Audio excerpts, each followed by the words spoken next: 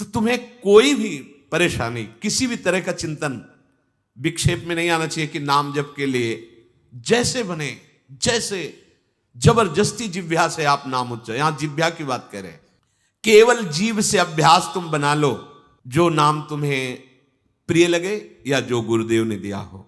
जीव के द्वारा प्रभु के नाम की आवृत्ति अगर निरंतर होने लगे तो बहुत जल्दी हृदय के जो पाप वासना मल हैं वो सब नष्ट हो जाते हैं। ध्यान से सुनो इसे। यदि हम बहुत काल तक, पातंजलि जी ने भी कहा, दीर्घ काल निरंतर सत्कार सेवितो दृढ़ भूमि, दीर्घ काल तक निरंतर आदर के साथ नाम जप करे, तो कह रहे जीव के द्वारा प्रभु के नाम की आवृत्ति निरंतर होने से पूर्व के जितने मल हैं, जितने संचित पाप हैं, जितने विक्षेप हैं, वो सब नष्ट हो जाते हैं। अभी तो शुरू ही नहीं किया है, अभी तो विक्षेप ही विक्षेप है, मल ही मल है, और आप कहते हो हमारे दुख दूर हो जाए। नाम जप करो, दुख दूर होने की बात क्या, दुख की निशानी नहीं रह जाएगी। जैसे अगाध समुद्र में मछली किलोल करती है, ऐसे हरि शरण में जो जीव होता है, भजन करता है, उसे अपार सुख मिलता है। सुखी मीन जिमि नीर अगाधा। अब तीसरी बात है, ये बहुत क्रम से जोर की, जैसे स्मृति तो उससे सब कुछ अनुभव होगा, पर उसकी प्राप्ति नाम जप से होगी। अब नाम जप में हमारी रुचि, नाम जप में हमारी भावना पुष्ट हो, उसके लिए कह रहे हैं तीसरी बात बहुत आवश्यक है, भगवान की कृपा पर पूर्ण विश्वास होना। ये तीसरी जो बात है, ये बहुत जोर की बात है, कृपा पर विश्वास हो जाना। भगवान हम पर कृपा किए हैं और उनकी कृपा से हमको निश्चित भगवत प्राप्ति होगी। कई बार विश्वास की, कृपा की चर्चा हुई है। ये तीसरी बात बहुत आवश्यक है उपासक के हृदय में। भगवान के कृपा बल से अब मुझे निश्चित भगवत प्राप्ति होगी, इसमें कोई संदेह नहीं है। देखो, पहली बात, स्मृति से सब कुछ प्राप्त हो जाएगा, पर बड़ा कठिन है, क्योंकि स्मृति तो हमारी जगत के भोगों की चल रही, संसार की, देह की। तो बोले नाम जप जो है वो आपकी स्मृति को जागृत कर देगा। जितना आप अधिक नाम जप करेंगे, आपके पाप सब नष्ट हो जाएंगे। नाम जप में भी बराबर तो हिम्मत नहीं पड़ रही, आध घंटा थोड़ा समय। नाम जप कोई साधु महात्मा एकांतवास करके 24 घंटे प्रयासरत, उनकी बात हो सकती है। हमें तो जब मिला समय तब भले नाम, अभी इतना अभ्यास नहीं। तो बोले निरंतर नाम जप और स्मृति दोनों को जागृत करने की सामर्थ्य तीसरी बात में है। भगवान की हम पर बहुत कृपा है। भागवत में भी एक जगह कहा है कि जो भगवान की कृपा का अनुभव करते हुए प्रारब्ध के अनुसार दुख सुख आता है, उसे भोग लेता है, शिकायत नहीं करता, उसमें विचलित नहीं होता है, और हर समय भगवान की कृपा का, हमारे ऊपर बहुत कृपा है, तत्यनुकंपा, ये श्लोक ऐसा है। उसे भगवत प्राप्ति ऐसे हो जाती है जैसे पिता की संपत्ति पर पुत्र का अधिकार स्वयं हो जाता है। ऐसे हर समय भगवान की कृपा का अनुभव करना बड़ी कृपा है हमारे ऊपर। जो दुख सुख आवे उसे सह लेता है, भगवत चिंतन, वो निश्चित भगवत प्राप्त हो जाता है। तीसरी बात है हृदय में बैठालनी कि भगवान की कृपा बल पर भगवत प्राप्ति बिल्कुल निश्चित हो गई मेरी। ये मानने में क्या जाता है तुम्हें? तो आप कह दो कि हमारे अंदर तो विकार हैं, अभी भजन नहीं। भगवान की कृपा बल की बात कर रहे हैं। पहली स्मृति, दूसरी नाम जप, तीसरी बात करें कृपा बल पर। उनकी कृपा से क्या नहीं हो सकता? कहो कृपा ते कहा ना हुई। अरे वो मुख से वेद पढ़वा दे, लूले लंगड़े से सुमेर पर्वत फंदवा दे, छोटे सांप के बच्चा से गरुड़ को खा जाए। भगवान भगवान। तीसरी बात बहुत जोर की है, जिसमें दोनों बातें आ जाएंगी, निरंतर नाम जप और भगवत स्मृति भी आ जाएगी। प्रभु के कृपा बल से प्रभु की प्राप्ति में अब कोई संशय नहीं है। ये भी सुबह कहा था जो साथ के पास, ये तुम चिंता मत करो, बस जो हम कह रहे हैं निषेधात्मक जो बातें, उनको तुम मत करना। तुम पड़े रहोगे तो भगवत प्राप्ति हो जाएगी। क्योंकि हम हैं किनके? श्री जी के। यहां जो भी आप छोटी सी भी चेष्टा कर रहे हैं, बहुत बड़ा भजन हो रहा है, महल में है, वृंदावनेश्वरी के धाम में है, एक छोटी सी भी चेष्टा, जैसे कहीं सोनी लगा दिया, कुछ भी जो भी चेष्टाएं कर रहे हो, खान पान संबंधी भी जो चेष्टाएं कर रहे हो, आपका भजन या फिर स्वार्थ आपने भजन गए, तुम चिंता मत करो भगवत प्राप्ति की। ये हम केवल निज जनों से नहीं, माइक से कहें कई बार कि आप सबको निश्चित भगवत प्राप्ति होनी, इसीलिए प्रभु ने धाम बुलाया, सत्संग सुनाया। अगर प्रभु को अपनी प्राप्ति न कराना होता तो संयोग क्यों देते? हम फंसे होते माया प्रपंच में। तो तीसरी बात कि अब हमें कोई संशय नहीं, मेरे को भगवत प्राप्ति निश्चित होगी, क्योंकि मुझे भरोसा है श्री जी का, मुझे भरोसा है वृंदावन का, मुझे भरोसा है आचार्य और गुरु का। अब ये बातें हमें डर पाओ मत। हाँ, हमारी कमजोरी है, हम अभ्यास कर रहे हैं भजन का, पर अब मुझे ये भय नर्क स्वर्ग अपवर्ग आसने ये आ गया भरोसे से, ये कृपा का भरोसा हुआ तो बात आ गई। मानो भगवान की प्राप्ति बस मेरे को हो ही गई, ऐसे रोज सोचना है। हे महापुरुषों के वचन है। तीसरी बात बहुत जोर की है, नाम जप और भगवत स्मृति इसी में आ जाएगी, क्योंकि भगवान की कृपा से सब कुछ हो जाता है। मुझे इस जन्म में भगवत प्राप्ति पक्का होगी, भगवान की कृपा बल से, प्रियाजू की कृपा से। अब मुझे ऐसी भावना करनी कि बहुत जल्दी भगवत प्राप्ति मेरे में अब अनुभव हो रहा है कि प्रियालाल की कृपा बढ़ रही, विकार क्षीण हो रहे हैं, भाव बढ़ता जा रहा है, मुझे बहुत जल्दी भगवत प्राप्त, ये सोचना है। जब हम गंगा किनारे भ्रमण कर रहे थे तो एक लाल जी योगी नाम के महात्मा थे, तो रात्रि में, प्राय संत जन रात्रि में जगते हैं, तो उनसे मिलने गए, तो रेत में ऐसे कपड़े का वो तंबू उसी में थे। उन्होंने कहा देखो तुम्हें जो बनना है वो सोचो, जो सोचोगे वही बन जाओगे। तो छोटी सी डायरी रखते थे, एक पेन लिखा उसी समय, आज भी वो लिखी रखी, जो तुम्हें बनना है वो सोचो, वैसा सोचो, जैसा सोचोगे वैसा तुम बन जाओगे। सोचो, भगवान की हम पर बहुत कृपा है, हमारे अंदर दैवी संपदा बढ़ रही है, विकार धीरे धीरे क्षीण हो रहे हैं, मतलब मुझे प्रभु मिलने वाले हैं, मुझे प्रभु मिलने वाले। आप देखो इसका प्रभाव देखो, प्रभु की कृपा से अवश्य अवश्य अवश्य मुझे भगवत प्राप्ति होगी। बस अब तो भगवत प्राप्ति होगी ही, क्योंकि प्रभु की कृपा है। ये शब्द पकड़ो, अंदर तुम्हारे अंदर अपने में कोई बल नहीं, अपने में कोई साधना नहीं, पर यहां कृपा की बात है, भगवत कृपा, भगवत कृपा बल। अपनी असमर्थता, बहुत अमृत में वचन है, अपनी असमर्थता, अपनी अयोग्यता, अपना अनाधिकारपन, ये है क्या? मैं अधिकारी नहीं हूं भगवत प्राप्ति का, मैं योग्य नहीं हूं भगवत प्राप्ति, मेरे में कोई सामर्थ्य नहीं, ये है। पर भगवान की कृपा से मुझे इतना विश्वास हो गया कि मुझे भगवत प्राप्ति होगी। अब क्या समस्या है? देखो बहुत आनंद की बात है, मुझे भगवत प्राप्ति होगी भगवान की कृपा से, श्री जी की कृपा से। ये शब्द इतना असीम प्रभावशाली है कि आप जो ही ये बात हृदय पे लाएंगे तो आपके सारे दोष, विकार, विघ्न, अड़चने, बाधाएं ये नष्ट होती चली जाएंगी। ये देखो महापुरुषों के अनुभव होते हैं। मत चित्ता सर्व दुर्गाणि मत प्रसादात तरिष्यति, भगवान कह रहे मत चित्ता सर्व दुर्गाणि मत प्रसादात तरिष्यति।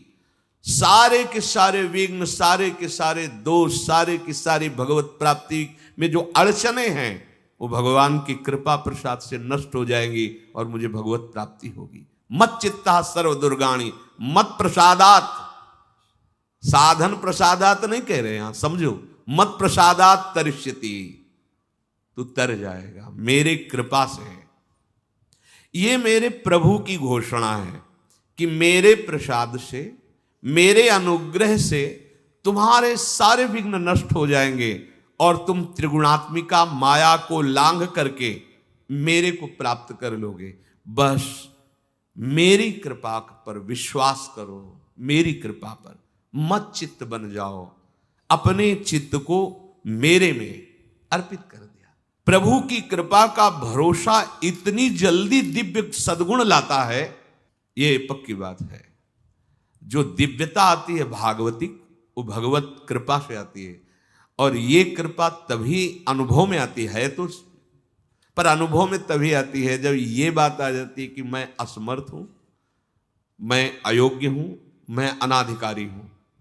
पर भगवान की कृपा है, प्रभु की कृपा है हम पर, अब मुझे निश्चित भगवत प्राप्ति होगी। ये तीन बातें जीवन में आना बड़ा कठिन होता है। असमर्थ हूं, अयोग्य हूं, अनाधिकारी हूं। जब ये बात आ जाएगी ना, तो तृणादपि सुनी चेन अपने आप आ जाएंगे, अपने आप पूरा सूत्र भागवतिक उतर जाएगा, क्योंकि मैं अनाधिकारी हूं, मैं योग्य नहीं हूं। पर भगवान कृपा का ये है कि उनके नाम, उनके रूप, उनके धाम, उनकी लीला की तरफ ये हृदय जा रहा है, वो अपनी तरफ घसीट रहे, पर मैं अनाधिकारी हूं। इससे क्या होगा? अहम खत्म हुआ, दैन्यता जागृत हुई, और भगवद आश्रय होने से हम जिसका आश्रय लेते हैं उसका प्रभाव होता है। जैसे अभी हम शरीर का आश्रय लिए हैं, तो देख लो हालत क्या की हुई है। ये शरीर, ये संसार विषम कहा गया है। देखो कैसी हृदय की जलन, अशांति, भोग, वासनाएं, ये सब किसके आश्रय से? शरीर आश्रय से।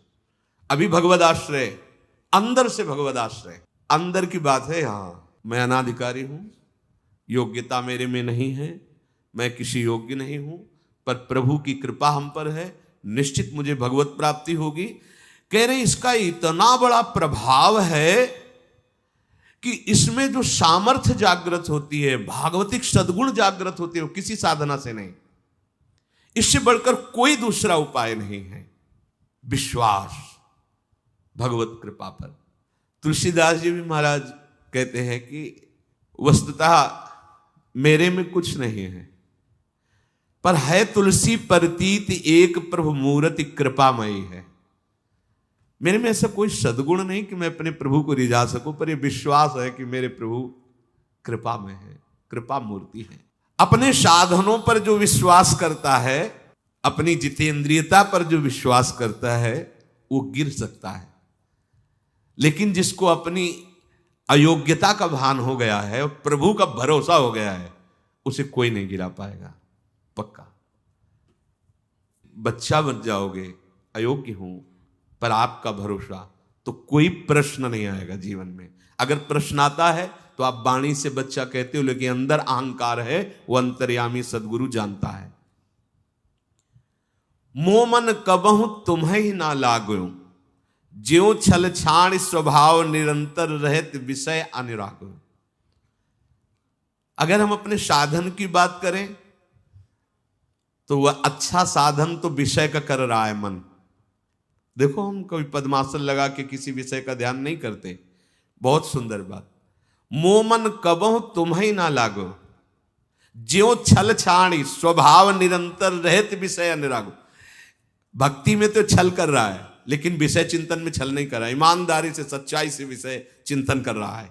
मेरा मन हे प्रभु कभी आप में ऐसे नहीं लगा जैसे विषय में ये छल छाड़ कर स्वाभाविक लगता है। विषय में कभी किसी को मन लगाना नहीं पड़ता है, विषय में कभी किसी को मन लगाना नहीं पड़ता, स्वाभाविक लगा रहता है, निरंतर लगा रहता है और अटल लगा रहता है। देखो अटल का मतलब बस वो यही शब्द स्पर्श रूप रस गंध इन्हीं में घूमेगा, कभी वो हट करके ऐसे प्रभु में लगा जैसा विषयों में लगा है। ज्यों छल छाण स्वभाव निरंतर रहत विषय अनुराग्यो। मेरे मन की दशा, मेरे इंद्रियों की दशा आपके अनुकूल नहीं है प्रभु, ये विषय के अनुकूल है।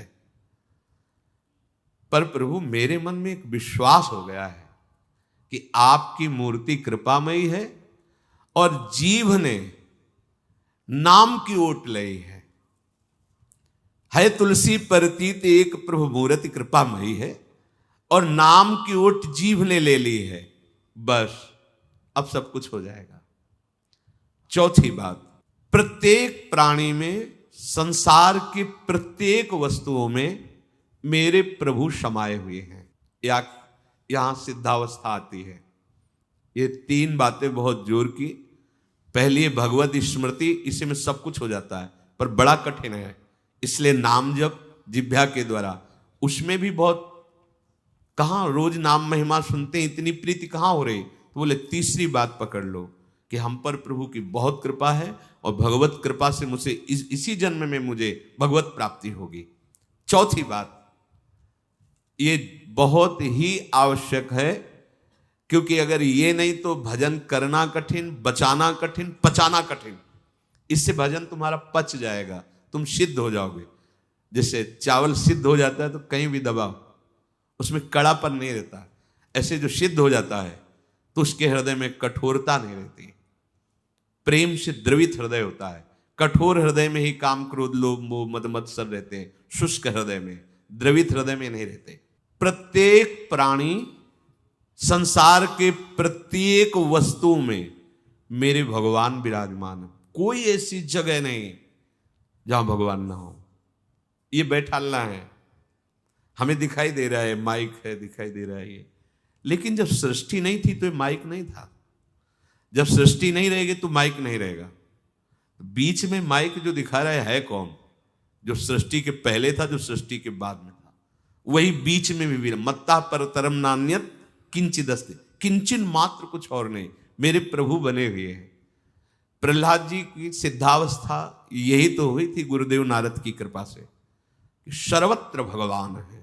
तो खंभे से भी नरसिंह भगवान, नामदेव जी कुत्ते से भगवान को प्रकट कर लिया, श्वान में भी भगवान, भूत में भी भगवान। ये चौथी सिद्धावस्था है। उपासक को ये विचार हर समय रखना है कि हमारे सामने जो वस्तु है इस रूप में भगवान ही है, कुछ भी ऐसा नहीं, सब कुछ स्वयं भगवान बने हुए हैं। सच्ची बात है, वही बने हुए हैं। ये छुपा छुपी का खेल खेल रहे हैं, बस आपको पहचानना है। मैं फिर दोहरा के बात कहता हूं, आप इस बात को पकड़ लीजिए। आपके सामने कोई भी कार्य की वस्तु आए या व्यक्ति आए या दृश्य आए, आपको सबसे पहले उसमें भावना करनी है, मेरे प्रभु विराजमान।